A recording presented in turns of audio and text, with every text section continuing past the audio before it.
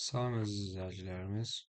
Bugünkü dərsimiz Manna dövlətinin yaranması, onun irəliləməsi, yüksəlişi, yəni tərəqqisi və ən sonda onun e, deməli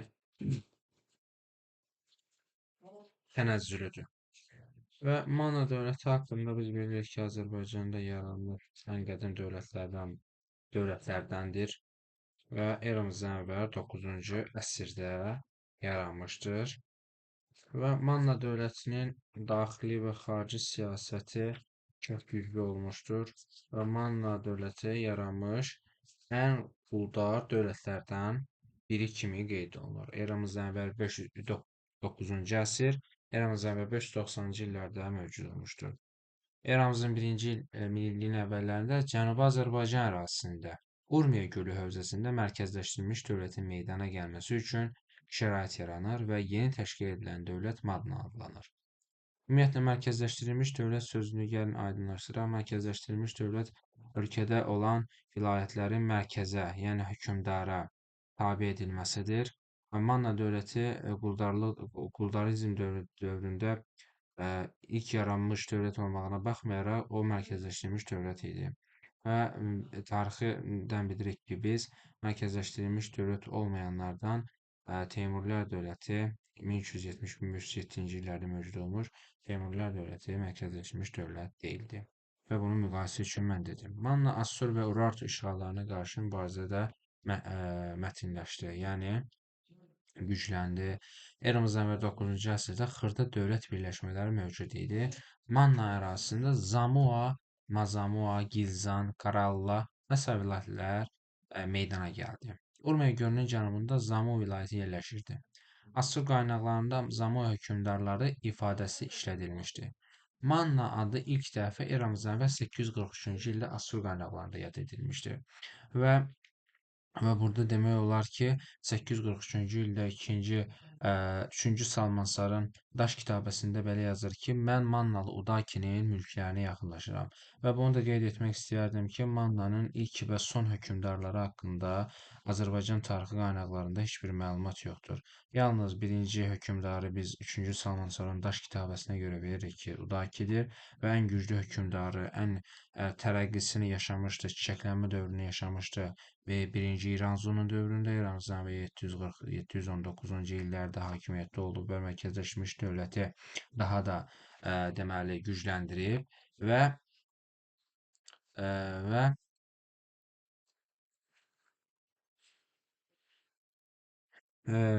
axırıncı hökmdarı isə bizə məlum deyil.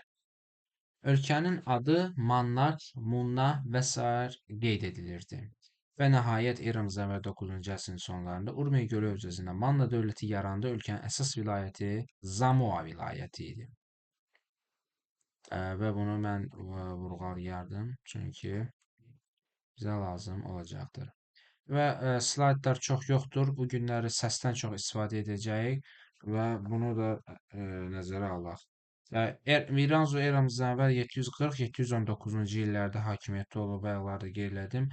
Onun dövründə dövlət mərkəzləşmiş dövlətə çevrilib, Urartu və Assur işğallarına qarşısını alıb. Ümumiyyətlə, İranzunun hakimiyyəti illərində əsas mövqe ondan ibarətdir ki, o birinci Rusiyaya, yəni Urartu hökmdarı yaxınlaşmaqdansa, Assur hökmdarı ikinci Sarqona yaxınlaşmaq onun üçün daha vacib idi. Çünki ikinci Sarqonun gücü və mərkəzləşdirilməsi ordusu birinci Rusiyadan daha güclü idi və qeyd edəcəyik eramızdan əvvəl 716-cı ildə üsyan baş verəndə Zikurtu vilayətində İranzuya qarşı birinci onun köməyinə çatan elə ikinci Sarqon olur. Və eramızdan əvvəl 719-cu ildə baş verir və naməlum səbəblərə görə İranzu dünyasını dəyişir və onun oğlu az hakimiyyətə gəlir. Və bu fürsətdən istifadə edib demək istəyərdim ki, bu dövrdə monarxiya qanunları əsasən deməli yer tuturdu. Çünki monarxiya qanunlarının pozulması olmazdı. O vaxt demokratiya, konstitusiya, monarxiya, teokratik monarxiya kimi bir dövlət quruluşları yox idi. Yalnız monarxiya dövlət qurumu, idarə etmə qurumu var idi. Atadan oğula hakimiyyət keçirdi. Və burada Manna dövlətində pozulub bu. Biz görəcəyik ki, Ullusunu hakimiyyətə gələndə Azadan sonra onun, yəni Azanın qardaşı da İranzunun oğlu Ullusunu hakimiyyətə gəlməsi bu monarxiya qanunlarının bir balaca pozulmasına səbəb olur. Və ə, mən qeyd etmək istəyərdim ki, İranzunun hakimiyyəti dövründə o tərəqqisini yaşadı. Və bu dövrdə Manna iki meyilli xarici siyasət mövcud idi. Bir qrup Assuriya ilə ittifaqa meyil göstərib, bununla da Manna torpaqlarının bütövlüyünü saxlayır və Urartunun işğalçılıq niyyətlərinə sədd çəkirdi. İranzı Assuriya ilə müttəfiq kimi davranır və onun siyasi üstünlüyünü tanıyırdı. Uzun müddət Urartu müdaxiləsinə qarşı mübarizə aparan Manna əminamanlıq lazım idi. Digər qrup Urartu ilə ittifaqa meyl göstərib Assuriya əleyhinə qüvvələri birləşdirməyə çağırırdı. Və bu məqamda bir söz demək istərdim ki, elə Ulusun da elə birinci Rusiyaya yaxınlaşmasında elə bu qüvvə təhrik eləyib onu. Manna ərazi bütövlüyünü parçalaya bilərdi, eyni zamanda daxili qüvvələrin və vilayətlərin mərkəzi dövlət ətrafında birləşməsinə əngəl törədərdi. Deməli, keçmişin təcrübəsi Manna hökmdarının xarici siyasəti istiqamətini müəyyənləşdirirdi. Onun Assur meyilli siyasəti Ön Asiyanın bu qüdrətli dövləti Mannanın havadarlarına çevirmişdi. Deməli, Urartu hökmdarı birinci Rusa eramızdan əvvəl 730-714-cü illərdə hakimiyyətdə olmuşdu. İşğalçılıq niyyətini həyata keçirmə məqsədi ilə Mannanın Zigurtu vilayətinin canişini və başqa şəhərlər ilə sazişə girdi. Mannanın Zigurtu vilayətinin canişini Mettati 100 əhali arasında İranzuya qarşı üsyan meyilləri yaradıldı. Eramızdan əvvəl 719-cu ildə Mannanın şəhərlərində əhalisi deməli şəhər deməli xaqanı arxalanaraq İranzuya qarşı üsyan qalxdı. Assur hökmdarı II Sargon eramızdan əvvəl 722-705-ci illərdə hakimiyyətdə olmuş kitabəsində bu barədə deyilir. Hakimiyyətin 3-cü ilində bəzi şəhərlərdə öz ağalarına mənim boyunduruğumu çəkən Manna hökmdarı İranzuya qarşı üsyan fikrinə düşdülər və Zikirtulu Mettatiyə arxanlandılar, yəni şəhər hakiminə. Zikirtulu Mettati onlara öz döyüşü və süvarilərini verməklə yardım göstərdi və Aşurun qüvvələrinə istifadə etdi. Və bu döyüşdə də əlbəttə ki, bu üsyanda da əlbəttə ki, ikinci Sargon ikinci Sargon əli ilə Manna xilas oldu. Daxili ixtilaflar deyəndə İranzunun vəfatından sonrakı dövrlər başa düşülür. Eramızdan əvvəl 718-719-cu illərdə hakimiyyətdə olmuş Aza və 680 716 eramızdan əvvəl 716 eramızdan əvvəl 680-ci illərdə hakimiyyət olmuş Ulusun dövründə hakimiyyət biraz deməli zəifləyir. Və Aza Mannada yaranmış mürəkkəb siyasi şəraitdə 2 il hakimlik etdi. Mərkəzdən ayrılmaq istəyən qüvvələr gizli hazırlıq apardılar. Eramızdan əvvəl 716-cı ildə Mannanın Urartu meyilli qüvvələri Azaya qarşı sui-qəsd təşkil etdi. Sui-qəsdin də əsasını birinci Rusiya təşkil edirdi və doğrudan da bu sui-qəsd baş tutdu. Və Aza həlak olduqdan sonra Ullusunun bayaqlar qeyd etdiyimiz kimi hakimiyyətə gəldi və birinci Ruslan əli ilə olmuş, bunun əvəzinə isə o Ullusunun 22 Manna qalasını alınmış. İkinci Sargon qeyd edir ki, Mannalı Ullusun atasının taxtında oturub Urartu Ursaya arxalanaraq və 22 qalasını ona rüşvət verdi. Mannadakı Urartu meyilli hakim qüvvələr yəqin ki, bir müddət Ullusunun xarici siyasətini, ənənəvi istiqamətini dəyişməyə nail oldular.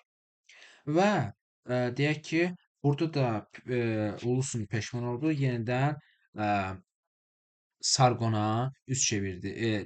Sargon'a yəni müttəfiq oldu. Manna Assur əleyhinə yaranmış siyasi vəziyyət ikinci Sargonu qəzəbləndirdi. Eramızdan əvvəl 616-cı ildə Mannaya qoşun çəkdi. Ullusun Assur ordusuna qarşı tək qaldı. Paytaxtı İzurtu şəhərini tərk edərək dağlara qaçdı. Sargon Mannanın paytaxtını və istehkamlı şəhərlərini tutaraq yandırdı. O Azzanın qətlində iştirak etmiş insanları tutdu, dərisini soydurdu və manlara göstərdi. Mettati döyüşə girməyə cürət etmədi. Öz adamları ilə qaçıb meşədə gizləndi və o məğlub oldu. Manna dövlətinin ikinci Sarqonun Mannaya böyük yürüşü eramızdan əvvəl 410-cu il, 14-cü ildə üzr istəyirəm olmuşdur. İkinci Sarqon Manna, Midiya və başqa ölkələri böyük yürüş etdi. Manna ilə əlaqədar Sarqon bir neçə məqsəd güdürdü. Birincisi Mannanın Ural təcavüzünə və təsirindən tamamilə azad etmək. Yəni özünə müttəfiq çevirir, həm də onun üçün baza idi. İkincisi Assuriyanın mövqeyini Mannada möhkəmləndirmək və müttəfiq münasibətləri saxlamaq. Üçüncüsü Mannada mərkəzdən ayrılma hallarına son qoymaq, xərracın vaxtı-vaxtında Assuriya xəzinəsinə göndərilməsinə təmin etməkdir.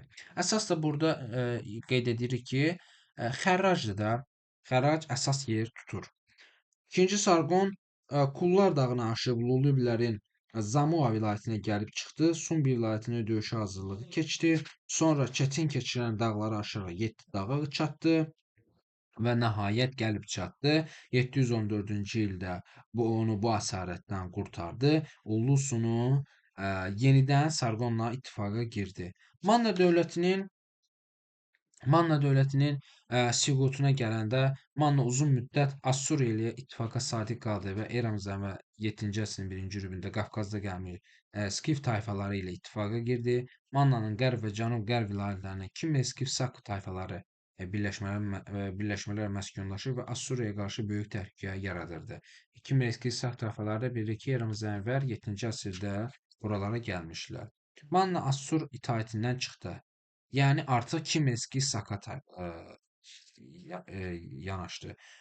Manna hökmdarı Ahşeri hakimiyyətə gəldi. Ahşeri eramızdan əvvəl 675-650-ci illərdə hakimiyyətdə olub. Artıq Assuriyadan asılı vəziyyətdə deyildi və Ənəvi ittifaqı pozmuşdu. Buna görə də Assur hökmdarı Aşşurbanipal, yəni ikinci Sarqon artıq hakimiyyətdə yoxdur. Bayaqlar biz qeyd etdik ki, ikinci Sarqonun hakimiyyət illəri eramızdan əvvəl 714-715-dir və Aşşurbanipal eramızdan əvvəl 669-627-ci illərdə hakimiyyətdə oldu və Manna ərazisinə soxuldu.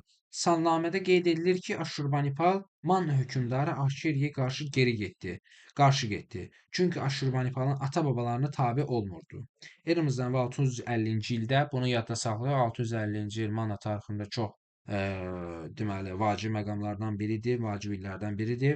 Manna ərazisində döyüş başlandı. Ahşerinin başçılığı ilə Manna ordusu məğlub oldu. Aşurbanipal Mannanın bir sıra şəhər və qalanlarını, o cümlədən paytaxtı İzirtunu dağıtdı. Əhalisi malqara və atlarını qənimət kimi apardı. Ahşeri məğlubiyyətə ona baxa oturdu. Assur milli qüvvələr ona qarşı üsyanlar təşkil etdilər. Üsyançılar Ahşerini öldürdülər və qeyd edilək ki, ikinci sui-qəsdi ölən Manna hökmdarıdır. Birinci Aza, yəni İranzunun oğlu və ikincisi Ahşeri 600-ci ildə, 50-ci ildə. Hakimiyyətə Ahşerinin oğlu Uali, yaxud Valli hakimiyyətə gəldi. Eramızdan əvvəl 650-630-cu ildə 20 ildə hakimiyyətdə olub. Və Assuriya ilə ittifaqı təcili bərpa etdi. Əlbəttə ki, məcbur idi bunu ittifaqı bərpa etməyə. Çünki o da istəmirdi ki, atasının və ondan qabaq da keçmiş əcdadlarının gününə düşsün Manna. Və çalışırdı ki, Manna biraz güclənsin, öz tərəqqisini yerinə yetirsin. Onun arxasınca deməli hakimiyyətə Ahşerinin oğlu gəldi və Assuriya ilə ittifaqa təcili girdi. Oğlu Assuriyaya girov göndərdi, oğlunu. Onun arxasınca isə qızını Assur sarayına yola saldı.